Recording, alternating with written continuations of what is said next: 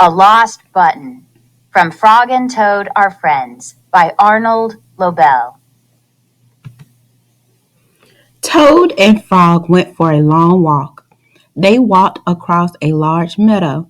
They walked in the woods. They walked along the river. At last they went back home to Toad's house. "Oh, drat," said Toad. "Not only do my feet hurt, but I have lost one of the buttons on my jacket." "Don't worry," said Frog. "We will go back to all the places where we walked. We will soon find your button." They walked back to the large meadow. They began to look for the button in the tall grass. "Here's your button!" cried Frog.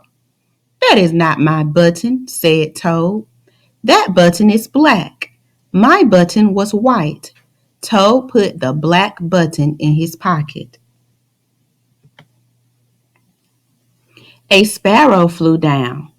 "Excuse me," said the sparrow. "Did you lose a button? I found one." "That is not my button," said Toad. "That button has 2 holes. My button had 4 holes." Toad put the button with 2 holes in his pocket. They went back to the woods and looked on the dark paths. "Here's your button," said Frog. "That is not my button," cried Toad. "That button is small. My button was big." Toad put the small button in his pocket. A raccoon came out from behind a tree. "I heard that you were looking for a button," he said. "Here is one that I just found." "That is not my button," wailed Toad. "That button is square. My button was round." Toad put the square button in his pocket. Frog and Toad went back to the river. They looked for the button in the mud.